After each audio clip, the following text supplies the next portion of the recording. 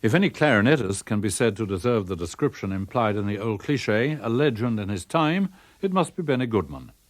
And of course there's a reason for this. So far as anyone who's interested in the clarinet, in jazz, or even in music is concerned, he simply has always been there.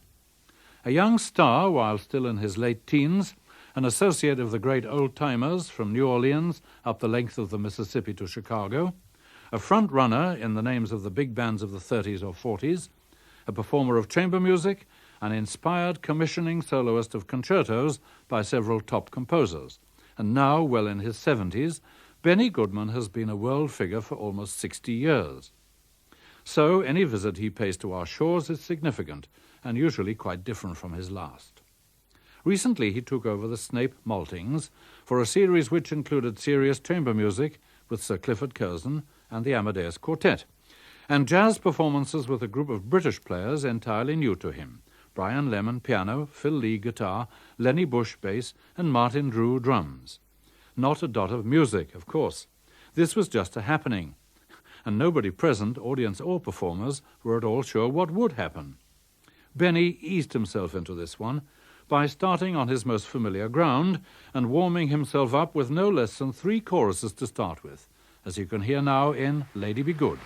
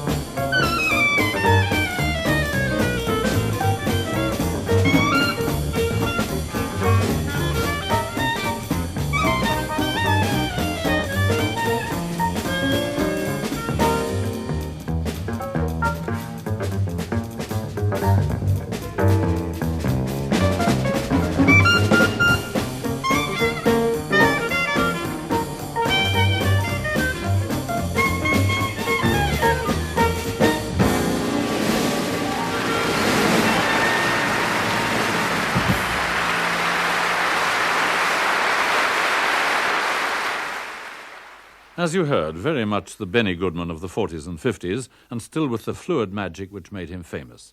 Just a nice little touch of newness, a quiet modulation to B-flat from the traditional key of G. The first time I remember him using that key in this one. Still concentrating upon settling in, though, and still just a bit shy, without a word to his audience yet.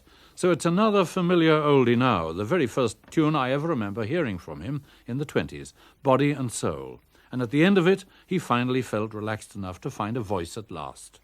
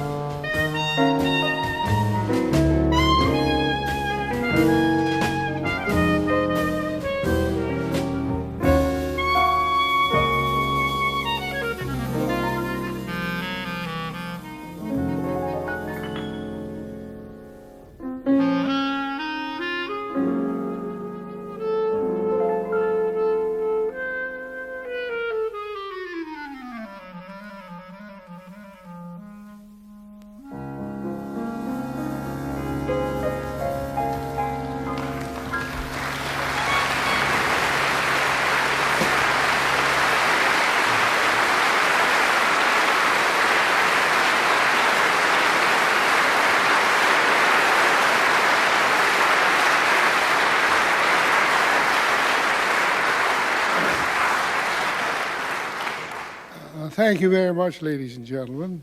I suppose I don't have to tell you what those first two songs were. First of all, it's a great pleasure to be here. And I look forward to a swinging evening, or hour, whatever it is. And anyway, the first number was Lady Be Good, George Gershwin's Lady Be Good. The second one, Body and Soul. And now I think this one was written by Vincent Yeomans. It's called I Want to Be Happy.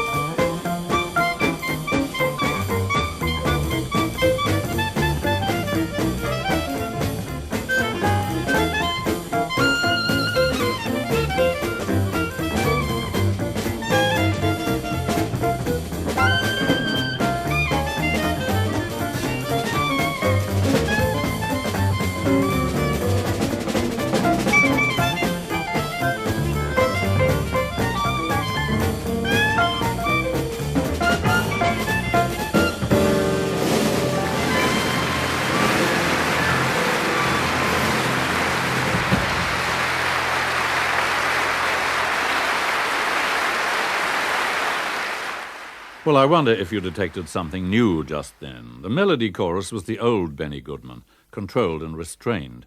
Then, somehow, there came a new involvement, a new fount of inspiration and invention. Benny had begun to settle in with his new friends, and especially the pianist Brian Lemon. And this, I think, gave Benny the idea to use him in an important solo spot.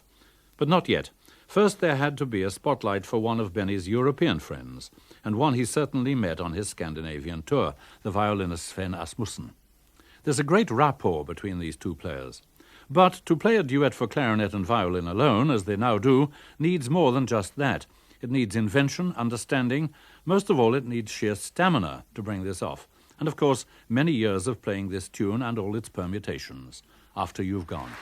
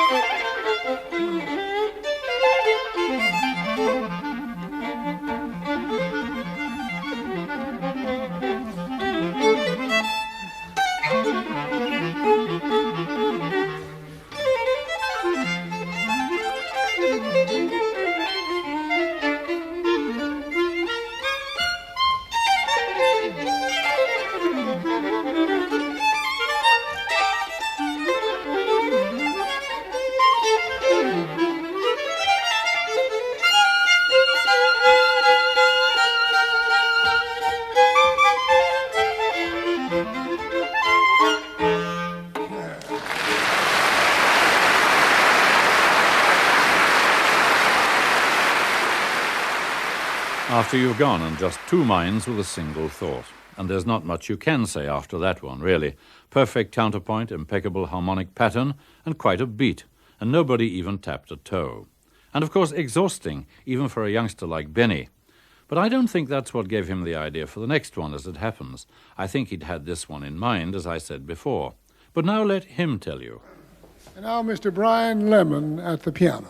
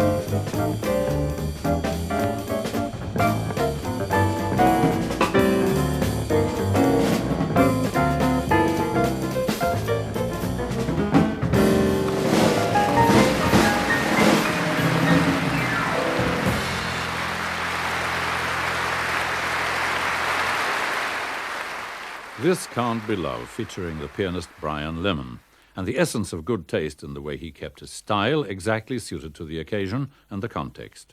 Memories of Teddy Wilson and other magnificent small band players, but quite a lot of Brian Lemon as well. Now I think we can feel that Benny and his friends have really got together at last. This isn't easy, because playing this sort of jazz needs the sort of understanding which can take more than a little time, and Benny has always liked to have his old friends around him. I was once with him in the Half Note Club in New York listening to the Zoot Sims Trio, when Benny suddenly felt he'd like Zoot to come to London to play on just such an occasion as this. The whole arrangement for it was made over a single scotch in the interval, without even the mention of money. And the date did take place at the Albert Hall, when both players sounded as if they'd rehearsed it for years. Now, at Snape, something of that sort was happening. I think you can hear it in the perfect understanding shown by everyone in this off-the-cuff rendering of Stomping at the Savoy.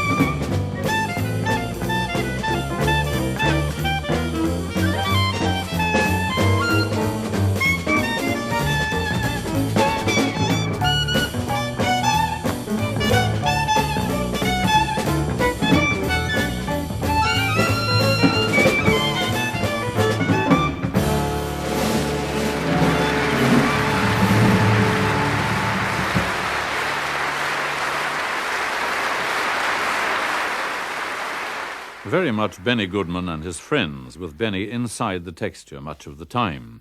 Some instinctive musicianship, too, like the spot where Asmussen dived in his own favourite key, and the rest of them followed like shadows. But you can't keep Benny in the background for long. He doesn't even seem to let them know what's coming. Just a cadenza, one of the Benny Goodman gentle flourishes from the 50s, and a hint of what's coming. It's familiar enough. Memories of You, and Benny's well in his stride now.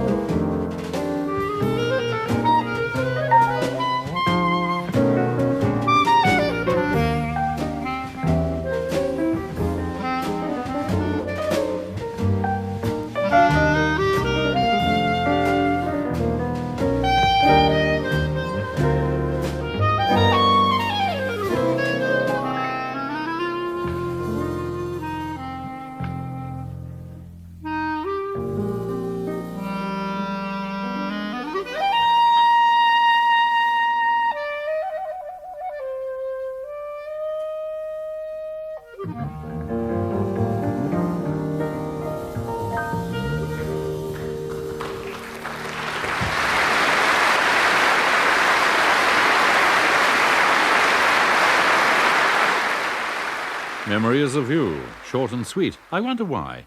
Perhaps the new friends didn't know it all that well. One can never say. The old Benny, though, was very much in evidence there.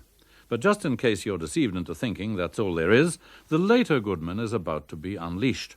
I swear that this one just happened, too. You can hear the excitement rising as the sparks fly from one friend to the other. Goodman, Asmussen, and Lemon, all supported by a firm and imaginative rhythm section, simply set off by Benny like this. Now a song called Down Home in Indiana.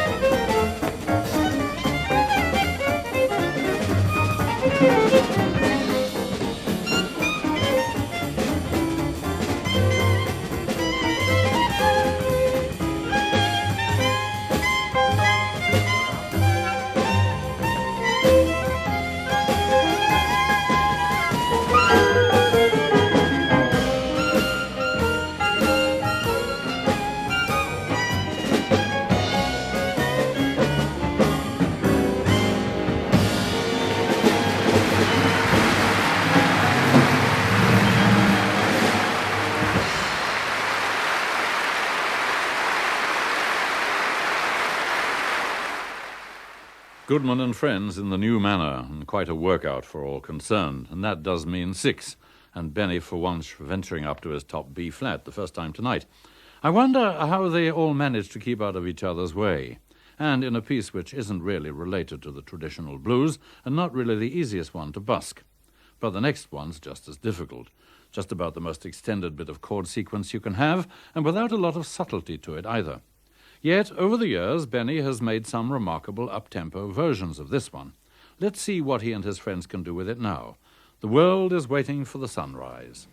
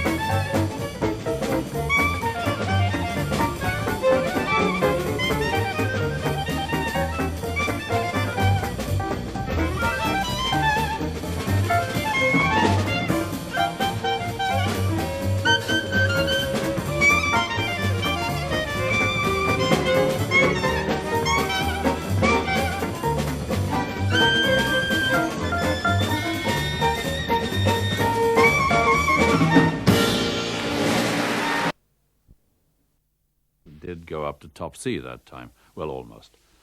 Now for a tune which somehow Benny has made his own. Has anyone else used it, I wonder? If so, they didn't make his impact upon me.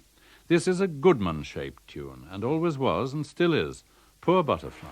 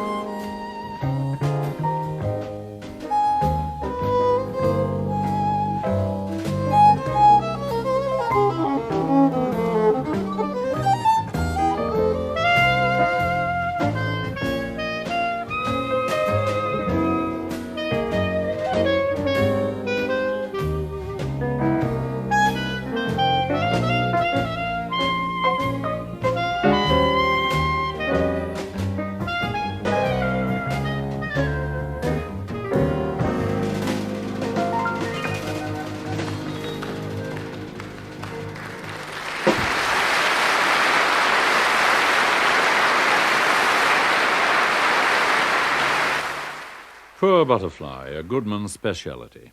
And some nice work from Sven Asmussen, too. He must have said a few things under his breath, I think, at the choice of key, A flat, the worst of the fiddle keys, really. But he didn't wriggle even for a moment. And there's friendship for you. But by now we're getting to the sort of time when anything can happen. The next item is worth a lot of attention, because it's one of those strange events which suddenly light up unexpectedly. It starts off as yet another routine performance of Sweet Georgia Brown, everyone strolling around, noodling away at old clichés happily enough. Then, suddenly, Benny and Sven set off on one of their contrapuntal duos, unaccompanied and completely inspired. It comes to life, the whole performance becomes electric, and it ends in one of the most breathtaking climaxes. This is what Benny and his friends had come to do, whether they expected it to happen or not. Sweet Georgia Brown.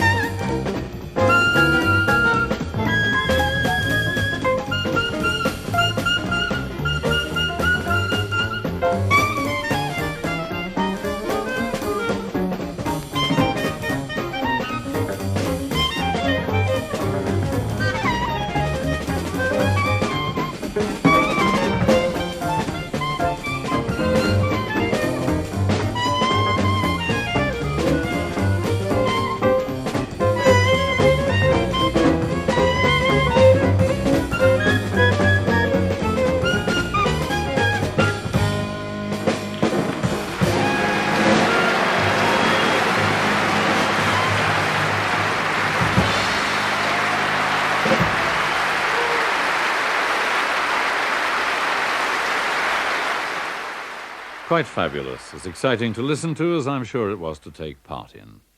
Well, there wasn't much anyone could do to follow that. It was rather a question of letting the temperature down gently so that folks could go home.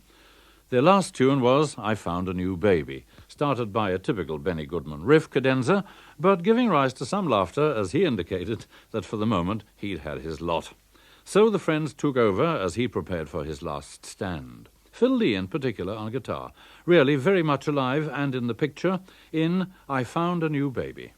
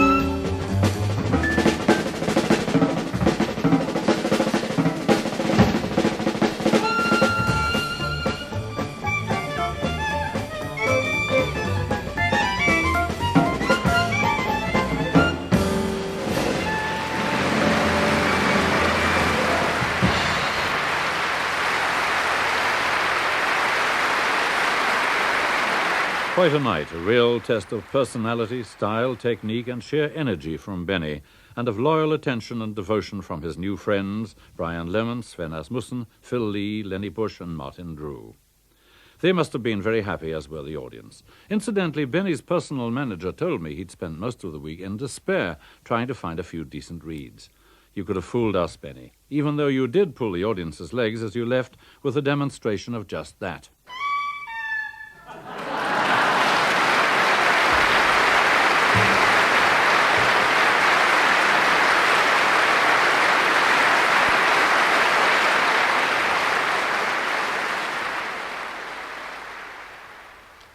That concert formed part of the 1981 Benson and Hedges Music Festival at the Snape Maltings.